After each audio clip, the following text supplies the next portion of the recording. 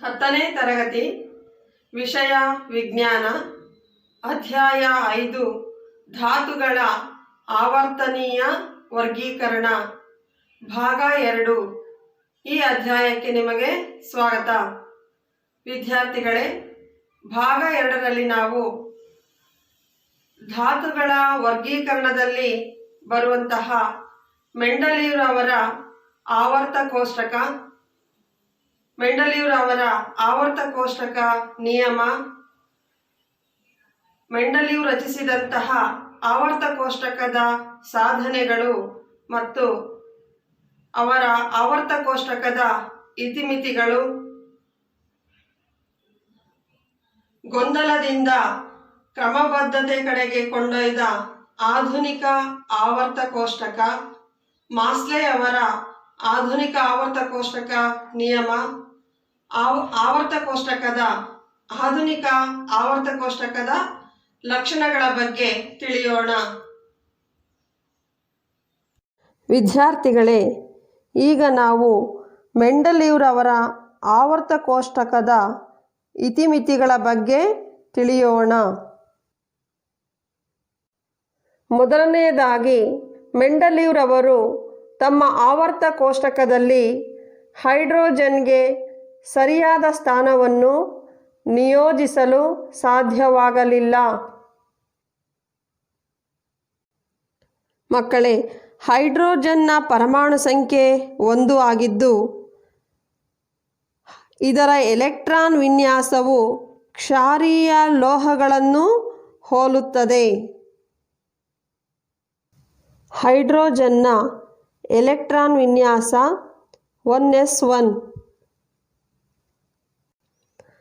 ಹೈಡ್ರೋಜನ್ನ electron ವಿನ್ಯಾಸವು ಕ್ಷಾರೀಯ ಲೋಹಗಳಾದಂತಹ sodium, potassium, ಲಿಥಿಯಂಗಳಂತಹ ಲೋಹಗಳ ಎಲೆಕ್ಟ್ರಾನ್ ವಿನ್ಯಾಸವನ್ನು ಹೋಲುತ್ತದೆ. ಉದಾಹರಣೆ, ಸೋಡಿಯಂ ಒಂದು ಕ್ಷಾರೀಯ ಲೋಹವಾಗಿದ್ದು ಇದರ ಪರಮಾಣು ಸಂಖ್ಯೆ 11. ಇದರ ಎಲೆಕ್ಟ್ರಾನ್ ವಿನ್ಯಾಸವನ್ನು ಗಮನಿಸಿ ಮಕ್ಕಳೇ. 1s2, 2s2, 2p6, ಕೊನೆಯದಾಗಿ 3s1. ಎಸ್ ಕವಚದಲ್ಲಿ 1 ಎಲೆಕ್ಟ್ರಾನ್ ಕೊನೆಗೊಳ್ಳುತ್ತದೆ. ಹಾಗೆಯೇ ಹೈಡ್ರೋಜನಲ್ಲೂ ಸಹ ಎಲೆಕ್ಟ್ರಾನ್ ವಿನ್ಯಾಸವು 1s1 ಆಗಿದೆ. ಮಕ್ಕಳೇ, ಇಲ್ಲಿರುವಂತಹ ಕೆಲವು ಸಂಯುಕ್ತಗಳನ್ನು ಗಮನಿಸಿ. ಕ್ಷಾರೀಯ ಲೋಹಗಳಾದಂತಹ ಸೋಡಿಯಂ ಕ್ಲೋರೈಡ್ ಆಕ್ಸಿಜನ್ನೊಂದಿಗೆ ವರ್ತಿಸಿ ಸೋಡಿಯಂ ಆಕ್ಸೈಡ್, ಸಲ್ಫರ್ನೊಂದಿಗೆ ವರ್ತಿಸಿ ಸೋಡಿಯಂ ಸಲ್ಫೈಡ್ ಹೀಗೆ ಉಂಟು ಮಾಡುತ್ತದೆ. ಹಾಗೆಯೇ ಹೈಡ್ರೋಜನ್ ಕೂಡ ಕ್ಷಾರೀಯ ಲೋಹಗಳಂತೆ ಹ್ಯಾಲೋಜನ್ಗಳಾದ ಕ್ಲೋರಿನ್, ಆಕ್ಸಿಜನ್, ಸಲ್ಫರ್ನೊಂದಿಗೆ ವರ್ತಿಸಿ ಒಂದೇ ರೀತಿ ಸೂತ್ರವಿರುವ ಸಂಯುಕ್ತಗಳನ್ನುಂಟು ಮಾಡುತ್ತದೆ. ಮತ್ತೊಂದು ಕಡೆ ಹ್ಯಾಲೋಜನ್ಗಳ ಹಾಗೆ ಹೈಡ್ರೋಜನ್ ಕೂಡ ದ್ವಿಪರಮಾಣು ಅಣುಗಳಾಗಿ ದೊರೆಯುತ್ತದೆ ಮತ್ತು ಲೋಹ ಹಾಗೂ ಅಲೋಹಗಳೊಂದಿಗೆ ವರ್ತಿಸಿ ಸಹವೇಲೆನ್ಸಿಯ ಸಂಯುಕ್ತಗಳನ್ನು ಉಂಟು ಮಾಡುತ್ತದೆ. ಕ್ಷಾರೀಯ ಲೋಹಗಳು ಮತ್ತು ಹ್ಯಾಲೋಜನ್ ಅಂದರೆ ಕ್ಲೋರಿನ್, ಫ್ಲೋರಿನ್, ಬ್ರೋಮಿನ್, ಅಯೋಡಿನ್ ಈ ಧಾತುಗಳ ಗುಂಪಿಗೆ ನಾವು ಹ್ಯಾಲೋಜನ್ಗಳೆಂದು ಕರೆಯುತ್ತೇವೆ. ಹಾಗೆಯೇ ಕ್ಷಾರೀಯ ಲೋಹಗಳು ಮತ್ತು ಹ್ಯಾಲೋಜನ್ ಕುಟುಂಬದೊಂದಿಗಿನ ಹೈಡ್ರೋಜನ್ನ ಸಾಮ್ಯತೆಯನ್ನು ಗಮನಿಸಿ. ಮಕ್ಕಳೇ, ಹ್ಯಾಲೋಜನ್ ಇವುಗಳನ್ನು ಗಮನಿಸಿ. Fluorine, chlorine, bromine, iodine. ಕ್ಷಾರೀಯ ಲೋಹಗಳಾದಂತಹ ಲಿಥಿಯಂ, ಸೋಡಿಯಂ, ಪೊಟ್ಯಾಷಿಯಂ ಇವುಗಳನ್ನು ಗಮನಿಸಿ. ಯಾವ ಸಾಮ್ಯತೆಯನ್ನು ನಾವು ಕಾಣಬಹುದು? ಹಾಗಾದರೆ ಹೈಡ್ರೋಜನನ್ನು ಯಾವ ವರ್ಗ ಮತ್ತು ಯಾವ ಆವರ್ತಕ್ಕೆ ಸೇರಿಸಬಹುದು? ಯೋಚಿಸಿರಿ. ನಿಸ್ಸಂಶಯವಾಗಿ ಹೇಳುವುದಾದರೆ ಆವರ್ತ ಕೋಷ್ಟಕದಲ್ಲಿ ಹೈಡ್ರೋಜನ್ಗೆ ಯಾವುದೇ ಸ್ಥಿರ ಸ್ಥಾನವನ್ನು ಕೊಡಲು ಸಾಧ್ಯವಿಲ್ಲ. ಇದು ಮೆಂಡಲೀವ್ ಸೂಚಿಸಿದ ಆವರ್ತ ಕೋಷ್ಟಕದ ಮೊದಲನೇ ಮಿತಿಯಾಗಿದೆ. ಅವರು ತಮ್ಮ ಆವರ್ತ ಕೋಷ್ಟಕದಲ್ಲಿ ಹೈಡ್ರೋಜನ್ಗೆ ಸರಿಯಾದ ಸ್ಥಾನವನ್ನು ನಿಯೋಜಿಸಲು ಸಾಧ್ಯವಾಗಲಿಲ್ಲ. ಹಾಗೆಯೇ ಮೆಂಡಲೀವ್ರವರ ವರ್ಗೀಕರಣದ ಮತ್ತೊಂದು ಇತಿಮಿತಿಯನ್ನು ಗಮನಿಸಿ ಮಕ್ಕಳೇ. ಎಲ್ಲ ಧಾತುಗಳ ಸಮಸ್ಥಾನಿಗಳು ಮೆಂಡಲೀವ್ರವರ ಆವರ್ತಕ ನಿಯಮಕ್ಕೆ ಸವಾಲೆನಿಸಿದವು. ಮೆಂಡಲೀವ್ರವರು ಧಾತುಗಳ ಆವರ್ತನೀಯ ವರ್ಗೀಕರಣವನ್ನು ಪ್ರಸ್ತಾಪಿಸಿದ ಬಹಳ ಕಾಲದ ನಂತರ ಸಮಸ್ಥಾನಿಗಳನ್ನು ವಿಜ್ಞಾನಿಗಳು ಪತ್ತೆ ಹಚ್ಚಿದರು. ಐಸೋಟೋಪ್ ಅಥವಾ ಸಮಸ್ಥಾನಿಗಳನ್ನು ಪತ್ತೆ ಹಚ್ಚಿದರು. ಮಕ್ಕಳೇ, ಸಮಸ್ಥಾನಿಗಳೆಂದರೇನು? ನೋಡಿ, ಇಲ್ಲಿ ಸಿ ಅಂದರೆ ಕಾರ್ಬನ್. ಕಾರ್ಬನ್ನ ಪರಮಾಣು ಸಂಖ್ಯೆ 6. ಪರಮಾಣು ಸಂಖ್ಯೆ ಒಂದೇ ಆಗಿದೆ. ಇಲ್ಲಿ ಪರಮಾಣು ರಾಶಿ ಏನಾಗಿದೆ? ಬೇರೆ ಬೇರೆ ಆಗಿದೆ. 12, 13, 14 ಹೀಗೆ ಒಂದೇ ಧಾತುವಾದಂಥ ಕಾರ್ಬನ್ ಬೇರೆ ಬೇರೆ ರೂಪಗಳಲ್ಲಿ ದೊರೆಯುತ್ತದೆ. ಅಂದರೆ ಪರಮಾಣು ಸಂಖ್ಯೆ ಒಂದೇ ಆಗಿದ್ದು ರಾಶಿ ಸಂಖ್ಯೆ ಬೇರೆ ಬೇರೆಯಾಗಿರುವಂತಹ ಧಾತುವಿನ ಪರಮಾಣುಗಳನ್ನು ಸಮಸ್ಥಾನಿಗಳು ಎಂದು ಕರೆಯುತ್ತೇವೆ. ಹೊಸ ಧಾತುವೊಂದರ ಸಮಸ್ಥಾನಿಗಳು ಒಂದೇ ರೀತಿಯ ರಾಸಾಯನಿಕ ಲಕ್ಷಣಗಳನ್ನು, ಆದರೆ ಬೇರೆ ಬೇರೆ ಪರಮಾಣು ರಾಶಿಗಳನ್ನು ಅವು ಹೊಂದಿರುತ್ತವೆ ಅಲ್ಲವೇ? ಹಾಗಾಗಿ ಎಲ್ಲ ಧಾತುಗಳ ಸಮಸ್ಥಾನಿಗಳು ಮೆಂಡಲೀವ್ ಪ್ರತಿಪಾದಿಸಿದಂತಹ ಆವರ್ತಕ ನಿಯಮಕ್ಕೆ ಸವಾಲೆನಿಸಿದವು. ಹಾಗೆಯೇ ಕ್ಲೋರಿನ್ನ ಸಮಸ್ಥಾನಿಗಳಾದ Cl35, Cl ಅಂದರೆ ಕ್ಲೋರಿನ್ 37 ಇವುಗಳನ್ನು ಪರಿಗಣಿಸಿ. ಇವುಗಳ ಪರಮಾಣು ರಾಶಿ ಏನಾಗಿದೆ? ಬೇರೆ ಬೇರೆ ಆಗಿದೆ. ಹಾಗಾದರೆ ನೀವು ಇವುಗಳನ್ನು ಆವರ್ತ ಕೋಷ್ಟಕದಲ್ಲಿ ಯಾವ ಸ್ಥಾನದಲ್ಲಿ ಇಡುತ್ತೀರಾ? ಅಥವಾ ಇವುಗಳ ರಾಸಾಯನಿಕ ಲಕ್ಷಣಗಳು ಒಂದೇ ಆಗಿರುವುದರಿಂದ ನಾವು ಇವುಗಳನ್ನು ಆವರ್ತ ಕೋಷ್ಟಕದಲ್ಲಿ ಯಾವ ಸ್ಥಾನದಲ್ಲಿ ಇಡಬೇಕೆಂಬುದು ಸವಾಲಾಯಿತು. ಒಂದು ವೇಳೆ ನಾವು ಕಾರ್ಬನ್ಗೆ ಆವರ್ತ ಕೋಷ್ಟಕದಲ್ಲಿ ಸಮಸ್ಥಾನಿಗಳನ್ನು ಪರಿಗಣನೆ ತೆಗೆದರೆ 3 ಸಾಲುಗಳಲ್ಲಿ ಅವುಗಳನ್ನು ಇಡಬೇಕಾಗುತ್ತದೆ. ಏಕೆಂದರೆ ಕಾರ್ಬನ್ 3 ಸಮಸ್ಥಾನಿಗಳನ್ನು ಹೊಂದಿದೆ. ಹಾಗೆ ಕ್ಲೋರಿನ್ 2 ಸಮಸ್ಥಾನಿಗಳನ್ನು ಹೊಂದಿದ್ದು ಇಲ್ಲಿ 2 ಸ್ಥಾನಗಳನ್ನು ಕಲ್ಪಿಸಬೇಕಾಗುತ್ತದೆ. ಇದರಿಂದ ಆವರ್ತ ಕೋಷ್ಟಕವನ್ನು ಅಧ್ಯಯನ ಮಾಡುವುದು ಕ್ಲಿಷ್ಟಕರವಾಗುತ್ತದೆ. ಹಾಗೆಯೇ ಮೆಂಡಲೀವ್ರವರ ಆವರ್ತ ಕೋಷ್ಟಕದ ಮತ್ತೊಂದು ಸಮಸ್ಯೆ ಏನೆಂದರೆ ಪರಮಾಣು ರಾಶಿಗಳು ಒಂದು ಧಾತುವಿನಿಂದ ಇನ್ನೊಂದು ಧಾತುವಿಗೆ ನಿಯತವಾಗಿ ಏರಿಕೆ ಕ್ರಮದಲ್ಲಿ ಕಂಡುಬರುವುದಿಲ್ಲ. ಮೆಂಡಲೀವ್ರವರು ಧಾತುಗಳನ್ನು ವರ್ಗೀಕರಿಸಲು ಅವುಗಳ ಗುಣಗಳ ಜೊತೆಗೆ ಪರಮಾಣು ರಾಶಿಯನ್ನು ಸಹ ಏರಿಕೆ ಕ್ರಮದಲ್ಲಿ ಬರೆದರು. ಆದರೆ ಅವರ ಈ ವರ್ಗೀಕರಣದಲ್ಲಿ ನಿಯಮಿತವಾಗಿ ಪರಮಾಣು ರಾಶಿಯಲ್ಲಿ ಏರಿಕೆ ಕ್ರಮ ಕಂಡುಬರುವುದಿಲ್ಲ.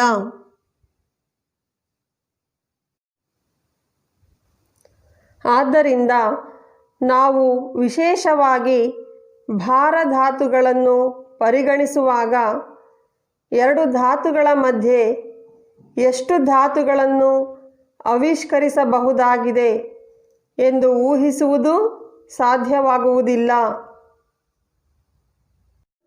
ವಿದ್ಯಾರ್ಥಿಗಳೇ, ಧಾತುಗಳ ವರ್ಗೀಕರಣದಲ್ಲಿ ಡೋಬರೈನರ್, ನ್ಯೂಲ್ಯಾಂಡ್ ಹಾಗೂ ಮೆಂಡಲೀವ್ರವರ ವರ್ಗೀಕರಣದ ನಂತರ ಗೊಂದಲದಿಂದ ಕ್ರಮಬದ್ಧ ಜೋಡಣೆಯೆಡೆಗೆ ವಿಜ್ಞಾನಿಗಳು ಸಾಗಿದರು.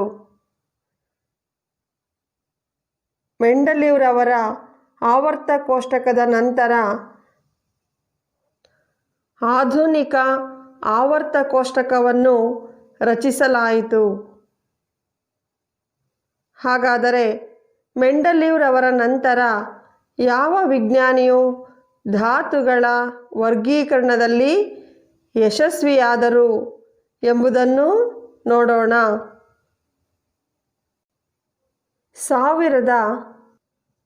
1913ರಲ್ಲಿ ಹೆನ್ರಿ ಗ್ಯಾನ್ ಜೆಫ್ರಸ್ ಮಾಸ್ಲೆ ಈ ವಿಜ್ಞಾನಿಯು ಆಧುನಿಕ ಆವರ್ತ ಕೋಷ್ಟಕವನ್ನು ರಚಿಸಿದರು. ವಿದ್ಯಾರ್ಥಿಗಳೇ, ಈ ಆಧುನಿಕ ಆವರ್ತ ಕೋಷ್ಟಕವನ್ನು ರಚಿಸಿದಂತಹ ವಿಜ್ಞಾನಿ ಯಾರು ಎಂದು ತಿಳಿಯಿತಲ್ಲವೇ? ಹೆನ್ರಿ ಗ್ಯಾನ್ ಜೆಫ್ರಸ್ ಮಾಸ್ಲೆ ಅವರು ಈ ಆಧುನಿಕ ಆವರ್ತ ಕೋಷ್ಟಕವನ್ನು ರಚಿಸಿದರು. ಹೆನ್ರಿ ಮೋಸ್ಲೆ ಅವರು ಧಾತುವಿನ ಪರಮಾಣು ಸಂಖ್ಯೆಯು ಇಲ್ಲಿ ಆಧಾರವಾಗಿ ತೆಗೆದುಕೊಂಡರು. ಯಾವುದೇ ಧಾತುವಿನ ಪರಮಾಣು ಸಂಖ್ಯೆಯು ಅದರ ಪರಮಾಣು ರಾಶಿಗಿಂತ ಹೆಚ್ಚು ಮೂಲಭೂತ ಲಕ್ಷಣವಾಗಿದೆ ಎಂದು ತೋರಿಸಿಕೊಟ್ಟರು.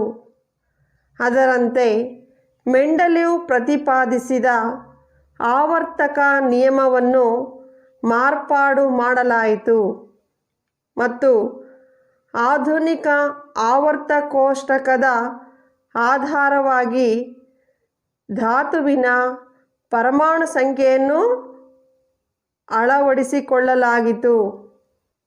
ಮಕ್ಕಳೇ, ಈ ಆಧುನಿಕ ಆವರ್ತ ಕೋಷ್ಟಕವನ್ನು ರಚಿಸಲು ಮಾಸ್ಲೆ ಅವರು ಧಾತುವಿನ ಪರಮಾಣು ಸಂಖ್ಯೆಯನ್ನು ಆಧಾರವಾಗಿಟ್ಟುಕೊಂಡು ರಚಿಸಿದರು.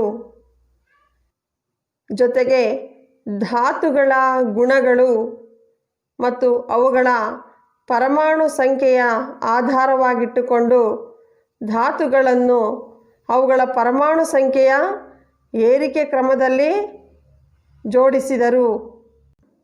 ಹೀಗೆ ಧಾತುವಿನ ಪರಮಾಣು ಸಂಖ್ಯೆಯ ಆಧಾರದ ಮೇಲೆ ಆವರ್ತ ಕೋಷ್ಟಕವನ್ನು ರಚಿಸಲಾಯಿತು. ಹಾಗೆಯೇ ಮೆಂಡಲೀವ್ರವರ ಕೋಷ್ಟಕದಲ್ಲಿ ಹೊಸ ಸಂಶೋಧನೆಗಳ ಬೆಳಕಿನೊಂದಿಗೆ ಮತ್ತು ಧಾತುಗಳ ಎಲೆಕ್ಟ್ರಾನ್ ವಿನ್ಯಾಸದ ಜ್ಞಾನವನ್ನು ಅಳವಡಿಸಿ ಆಧುನಿಕ ಆವರ್ತಕ ಕೋಷ್ಟಕವನ್ನು ರೂಪಿಸಲಾಯಿತು.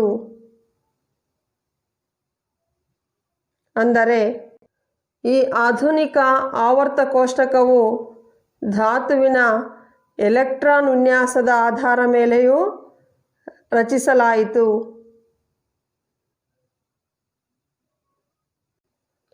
ಧಾತುವಿನ ಗುಣಗಳು ಅವುಗಳ ಪರಮಾಣು ಸಂಖ್ಯೆಯೊಂದಿಗೆ ನಿರ್ದಿಷ್ಟ ಅಂತರದಲ್ಲಿ ಆವರ್ತವಾಗುತ್ತವೆ ಎಂದು ಮಾಸ್ಲೆ ಅವರು ತಿಳಿಸಿದರು.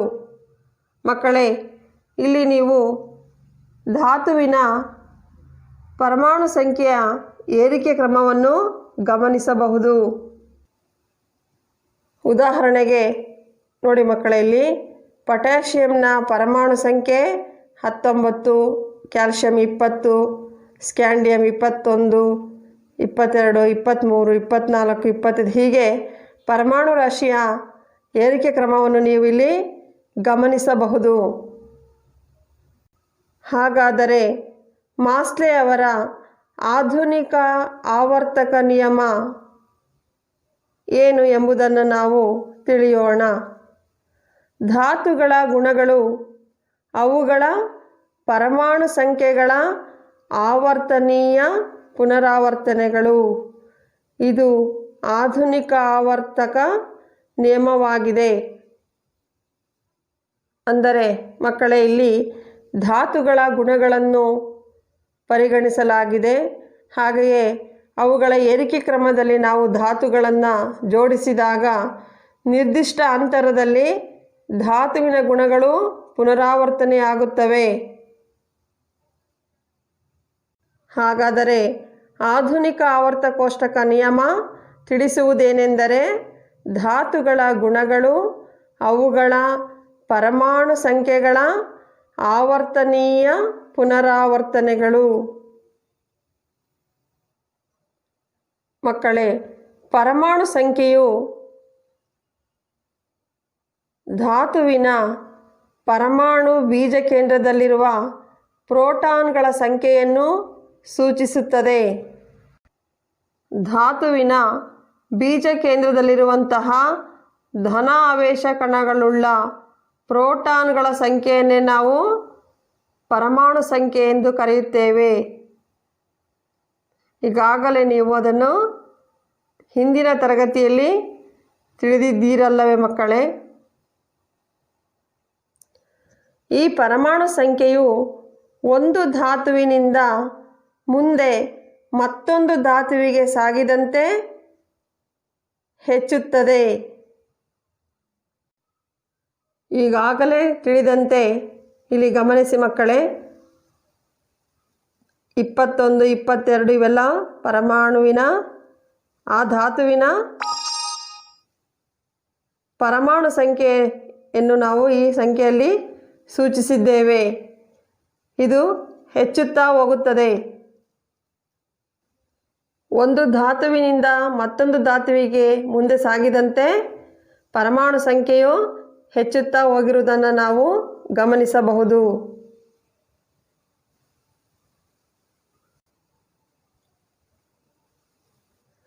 ಧಾತುಗಳನ್ನು ಪರಮಾಣು ಸಂಖ್ಯೆಯ ಆಧಾರದ ಮೇಲೆ ಏರಿಕೆ ಕ್ರಮದಲ್ಲಿ ಜೋಡಿಸಿದಾಗ ಅವುಗಳ ಗುಣಗಳನ್ನು ಹೆಚ್ಚು ನಿಖರವಾಗಿ ಊಹಿಸಬಹುದಾಗಿದೆ.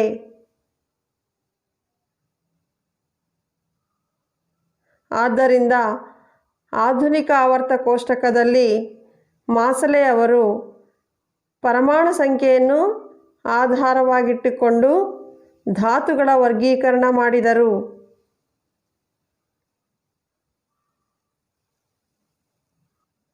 ಮಕ್ಕಳೇ, ಈ ಆಧುನಿಕ ಆವರ್ತ ಕೋಷ್ಟಕದಲ್ಲಿ ನೀವು ಅಡ್ಡ ಸಾಲು ಮತ್ತು ಕಂಬ ಸಾಲುಗಳನ್ನು ನೋಡುತ್ತಿದ್ದೀರಲ್ಲವೇ? ಒಟ್ಟು ಎಷ್ಟು ಕಂಬ ಸಾಲುಗಳಿವೆ? ನೀವು ಇದನ್ನು ಎಣಿಸ್ತಾ ಹೋದರೆ 18 ಕಂಬ ಸಾಲುಗಳು ಕಾಣಿಸಿಕೊಳ್ಳುತ್ತವೆ. ಇಲ್ಲಿ ಸಂಖ್ಯೆ ಬರೆದಿರುವುದನ್ನು ನೀವು ಗಮನಿಸಿ. 1, 2, 3, 4, 5ನೇ ಕಂಬ ಸಾಲು, 6, 7, 8, 9, 10, 11ನೇ ಕಂಬ ಸಾಲು, 12, 13, 14, 15, 16, 17, 18. ಒಟ್ಟು ಎಷ್ಟು ಕಂಬ ಸಾಲುಗಳಿವೆ? 18 ಕಂಬ ಸಾಲುಗಳಿವೆ. ಈ ಆಧುನಿಕ ಆವರ್ತ ಕೋಷ್ಟಕದಲ್ಲಿರುವ ಕಂಬ ಸಾಲುಗಳನ್ನು ನಾವು ಗುಂಪುಗಳು ಅಥವಾ ವರ್ಗಗಳು ಎಂದು ಕರೆಯುತ್ತೇವೆ. ಹಾಗಾದರೆ ಆಧುನಿಕ ಆವರ್ತ ಕೋಷ್ಟಕದಲ್ಲಿರುವ ಗುಂಪುಗಳು ಎಷ್ಟು? 18 ಗುಂಪುಗಳಿವೆ. ಹಾಗೆಯೇ ಅಡ್ಡ ಸಾಲುಗಳೆಷ್ಟು ಇವೆ ಎಂಬುದನ್ನು ಗಮನಿಸಿ. ಮೊದಲನೇ ಅಡ್ಡ ಸಾಲು, ಎರಡನೇ ಅಡ್ಡ ಸಾಲು, ಮೂರನೇ ಅಡ್ಡ ಸಾಲು, 4, 5, 6, 7 ಅಡ್ಡ ಸಾಲುಗಳಿವೆ. ಮಕ್ಕಳೇ, ಆಧುನಿಕ ಆವರ್ತ ಕೋಷ್ಟಕದಲ್ಲಿರುವ ಈ 7 ಅಡ್ಡ ಸಾಲುಗಳನ್ನು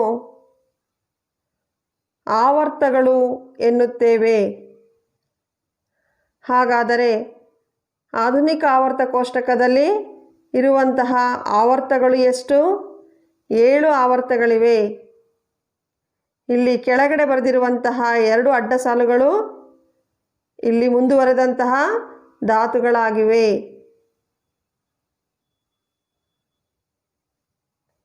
ಮತ್ತೊಮ್ಮೆ ಗಮನಿಸಿ ಮಕ್ಕಳೇ, ಆಧುನಿಕ ಆವರ್ತ ಕೋಷ್ಟಕದಲ್ಲಿ 18 ಕಂಬ ಸಾಲುಗಳಿದ್ದು ಇವುಗಳನ್ನು ಗುಂಪು ಅಥವಾ ವರ್ಗಗಳು ಎನ್ನುತ್ತಾರೆ.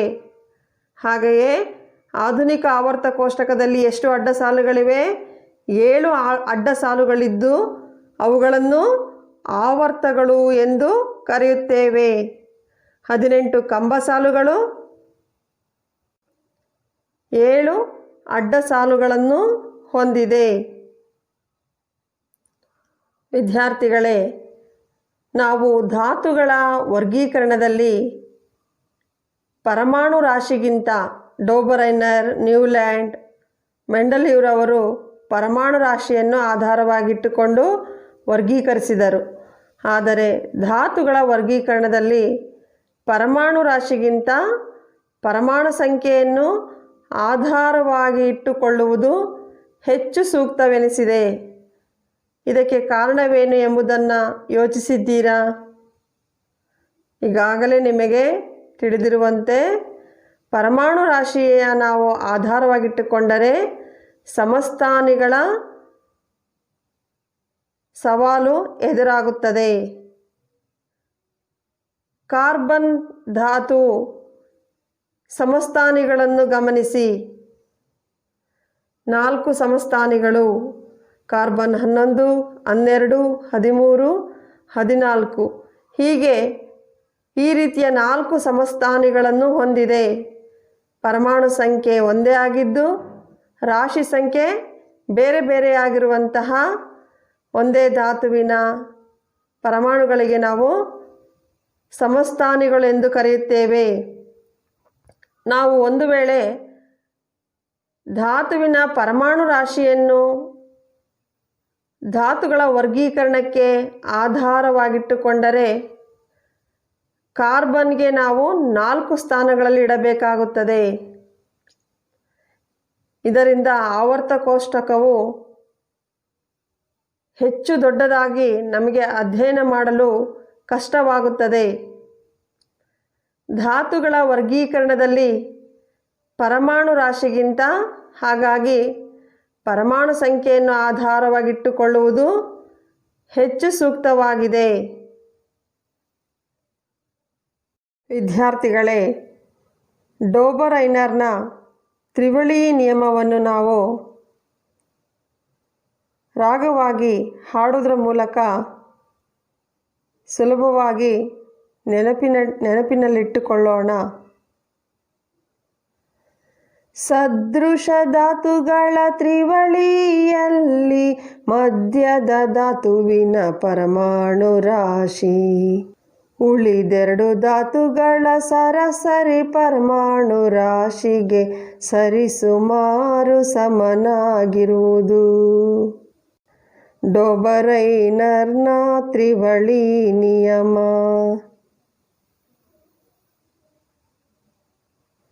ಹಾಗೆಯೇ ನ್ಯೂಲ್ಯಾಂಡ್ರವರ ಅಷ್ಟಕ ನಿಯಮವನ್ನು ಕಲಿಯೋಣ. ಧಾತುಗಳನ್ನು ಪರಮಾಣು ರಾಶಿಯ ಏರಿಕೆ ಕ್ರಮದಲ್ಲಿ ಜೋಡಿಸಿದಾಗ ಆ ಜೋಡಣೆಯಲ್ಲಿ 8ನೇ ಧಾತುವು ಮೊದಲನೇ ಧಾತುವನ್ನು ಹೋಲುವುದು ನ್ಯೂಲ್ಯಾಂಡ್ರ ಅಷ್ಟಕಗಳ ನಿಯಮ.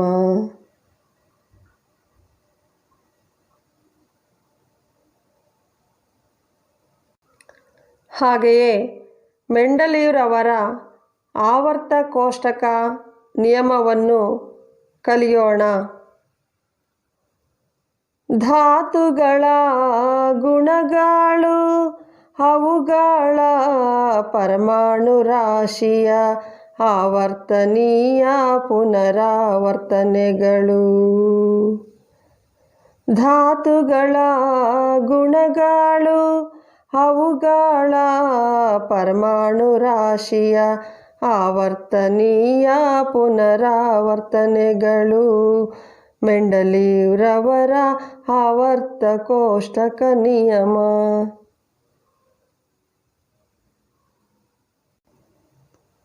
ಹಾಗೆಯೇ ಆಧುನಿಕ ಆವರ್ತ ಕೋಷ್ಟಕ ನಿಯಮವನ್ನು ಕಲಿಯೋಣ. ಧಾತುಗಳ ಗುಣಗಳು ಅವುಗಳ ಪರಮಾಣು ಸಂಖ್ಯೆಗಳ ಆವರ್ತನೀಯ ಪುನರಾವರ್ತನೆಗಳು. ಧಾತುಗಳ ಗುಣಗಳು ಅವುಗಳ ಪರಮಾಣು ಸಂಖ್ಯೆಗಳ ಆವರ್ತನೀಯ ಪುನರಾವರ್ತನೆಗಳು. ಆಧುನಿಕ ಆವರ್ತಕ ನಿಯಮವು hydrogen, helium, lithium, beryllium, boron, carbon, nitrogen, oxygen, fluorine, neon, sodium, magnesium, aluminium, silicon, phosphorus, sulphur, chlorine, argon, potassium, calcium, scandium, titanium, vanadium, chromium, manganese, iron, cobalt, nickel, copper, zinc, gallium, germanium, arsenic, selenium, bromine, krypton, rubidium, strontium, yttrium, zirconium, niobium, molybdenum, technetium, ruthenium, rhodium, palladium, silver, cadmium, indium, tin, antimony, tellurium, iodine, ಝೇನಾನ್,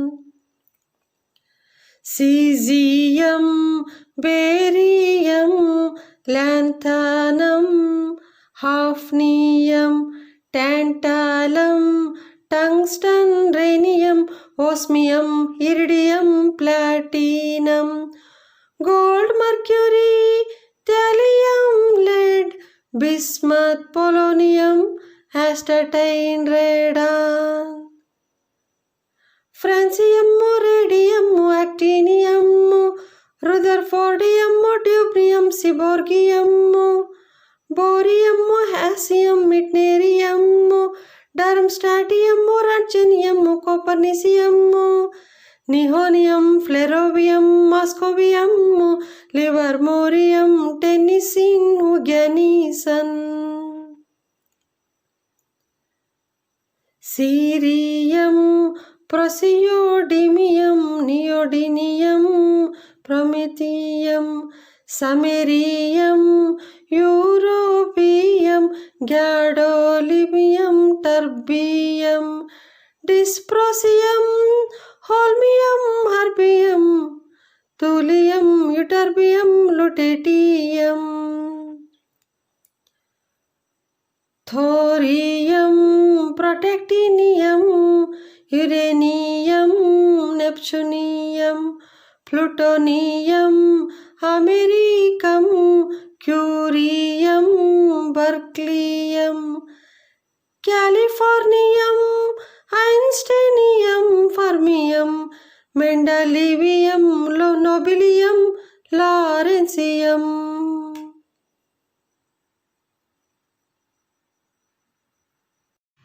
ವಿದ್ಯಾರ್ಥಿಗಳೇ, ಇದುವರೆಗೂ ನೀವು ಧಾತುಗಳ ಆವರ್ತನೀಯ ವರ್ಗೀಕರಣ ಭಾಗ 2ರಲ್ಲಿ ಮೆಂಡಲೀರವರ ಆವರ್ತ ಕೋಷ್ಟಕ ನಿಯಮ, ಮೆಂಡಲೀರವರ ಆವರ್ತ ಕೋಷ್ಟಕದ ಸಾಧನೆಗಳು, ಹಾಗೆಯೇ ಮೆಂಡಲೀರವರು ರಚಿಸಿದಂತಹ ಆವರ್ತ ಕೋಷ್ಟಕದ ಇತಿಮಿತಿಗಳೇನು, ಹಾಗೆಯೇ ಆಧುನಿಕ ಆವರ್ತ ಕೋಷ್ಟಕ ನಿಯಮ, ಆಧುನಿಕ ಆವರ್ತ ಕೋಷ್ಟಕದಲ್ಲಿ ಬರುವಂತಹ ಲಕ್ಷಣಗಳು,